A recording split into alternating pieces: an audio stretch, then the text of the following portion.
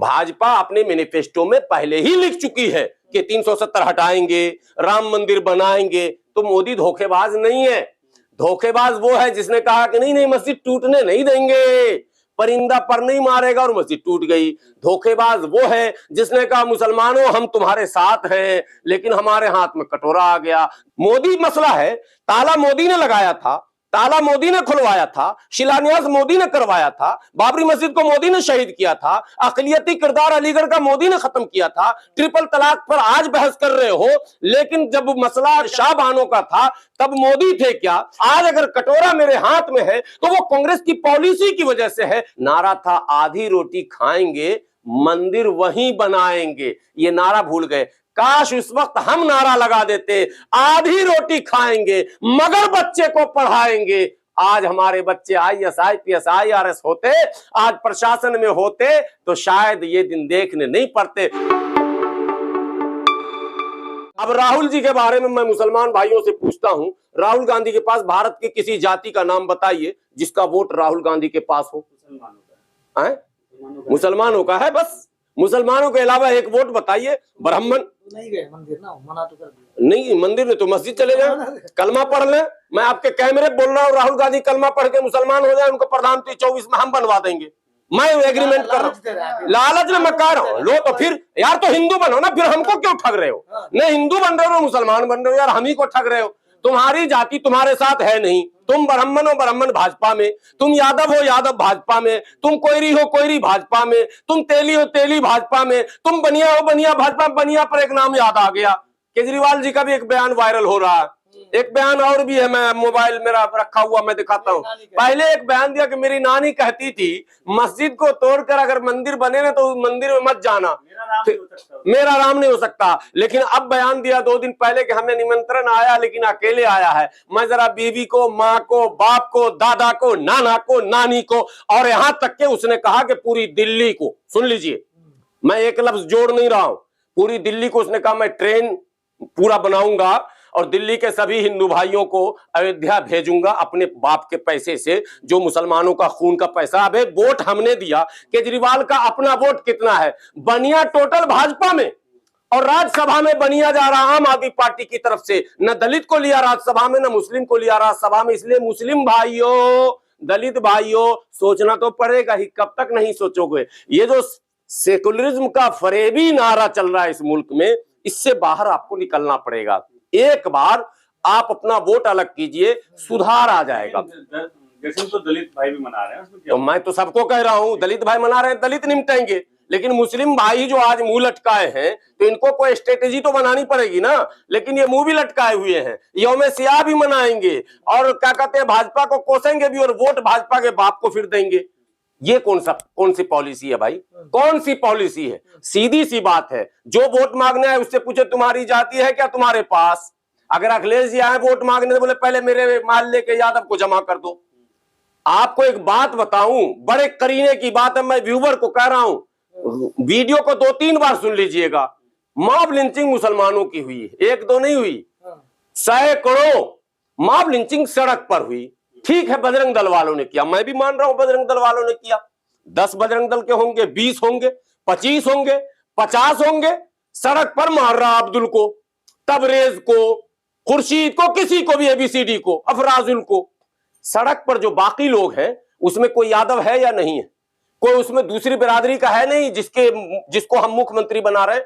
एक video single Bharat में ऐसा दिखाइए कि 10 यादव पहुंचा हुआ है, भाई इसको मत मार नहीं सकते, ये मेरा वोटर है, ये मेरा सपोर्टर है। नारा देते हो यादव मुस्लिम भाई भाई दोनों जैसे दूध मलाई, और दूध और मलाई दोनों आप ही गटक कर गए, हम तो जो है वहीं के वहीं खड़े रह गए। इसलिए ये फरेबी नारे बंद होने चाहिए। मुसलमानों को 2024 में अपना वोट पहले अलग करना होगा, उससे गिनती भी सामने आ जाएगी, जनगणना फिर से हो जाएगा। 10 साल से जनगणना मोदी जी नहीं करा रहे हैं, 2011 के बाद अभी तक जनगणना नहीं हुआ है। एक बार वोट डालिएगा तो आपका जनगणना खुद ही हो जाएगा, ठीक है? और EVM PVM के चक्कर में आपने पड़िए, वो लड़ेंगे वो जिनकी हुकूमत जा रही है। ये भी मुस्लिम नौजवानों से मैं कह रहा हूं, हमारे बहुत अच्छे दोस्त हैं, लोग लड़ रहे हैं, मैं नहीं बैठता उनके साथ, बाकी लड़ाई में बैठता हूं, EVM वाले में उनके साथ मैं उसूल का आदमी हूं। मुसलमान उसूल ही तय नहीं करता है। आजकल भानु प्रताप बहुत अच्छा लड़ रहे हैं, आजकल महमूद, अरे मेरा क्या लेना देना, ईवीएम से हम नहीं हार रहे, ईवीएम से कांग्रेस हारी है, कांग्रेस लड़े, ईवीएम से सपा हारी है, सपा लड़े, ईवीएम से बसपा हारी है, बसपा लड़े, ईवीएम से आरजेडी हारी है, आरजेडी लड़े, ईवीएम से जो हारा वो लड़े ना भाई। हम तो जिंदगी से हार चुके यार, हम जिंदगी से लड़ना चाहते हैं। हमने अपने उन अकाबिरों के काले करतूतों से मेरी हार हुई है, हमें हमारे ऊपर थोपे गए उन सियासतदानों की वजह से मेरी हार हुई है। आज अगर कटोरा मेरे हाथ में है तो वो कांग्रेस की पॉलिसी की वजह से है, तो हम वहां लड़ेंगे, हम वो फालतू जगह पर अपना एनर्जी स्पीच दिया गया अयोध्या में कि राम राज जो है ना, शुरुआत हो चुकी है राम राज की, तो आप कैसे समझते हैं रामराज किस तरह का होगा? देखिए, मैं मुसलमानों को कहना चाहूंगा, मुल्क के लोगों से को मैं इस वक्त कुछ नहीं कह रहा हूं। मुसलमानों को बिल्कुल बता दूं, आप मायूस ना हो, कोई मायूस होने की जरूरत नहीं है, कुछ भी अभी नहीं बिगड़ा है। लेकिन हां, अगर उसी रास्ते पर चलेंगे जो 75 वर्षों तक चले तो अब बिगड़ेगा।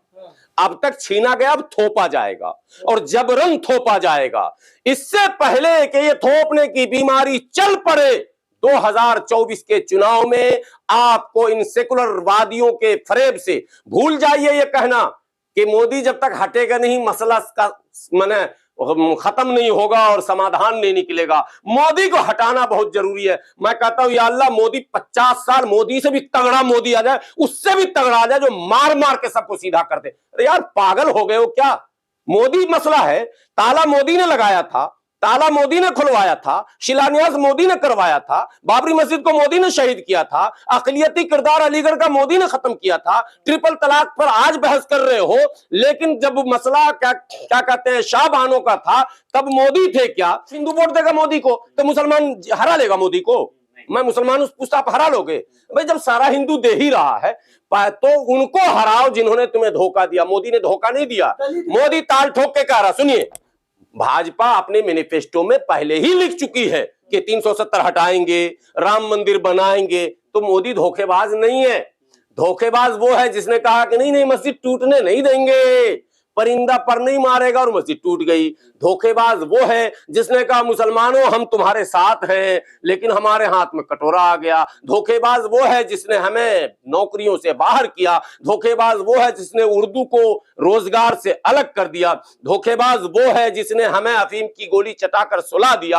आज एजुकेशन में, आज इकोनॉमी में हम कहां पर हैं, हमारी हिस्सेदारी कहां पर है, जरा सा बताइए। आज आर्थिक दृष्टिकोण से, सामाजिक दृष्टिकोण से, राजनीतिक दृष्टिकोण से, शैक्षणिक दृष्टिकोण से, तमाम कोई क्षेत्र ऐसा नहीं है जहां हम पिछले पायदान पर खड़े नहीं। जिस कांग्रेस ने हमें पिछले पायदान पर खड़ा किया, जाते जाते उस कांग्रेस ने एक रिपोर्ट थमाया और कहा मुसलमान दलितों से भी बदतर हैं। उस रिपोर्ट का नाम है सच्चर कमेटी की रिपोर्ट। कांग्रेस ने क्यों रिपोर्ट सार्वजनिक किया? रिपोर्ट सार्वजनिक क्यों किया? किसी ने सवाल पूछा? जब रिपोर्ट तुम्हें सार्वजनिक करना था, तुम्हें रिपोर्ट मिल ही गई थी, तो तुम उस पर अमल कर लेते। कहां पर अमल हुआ भैया?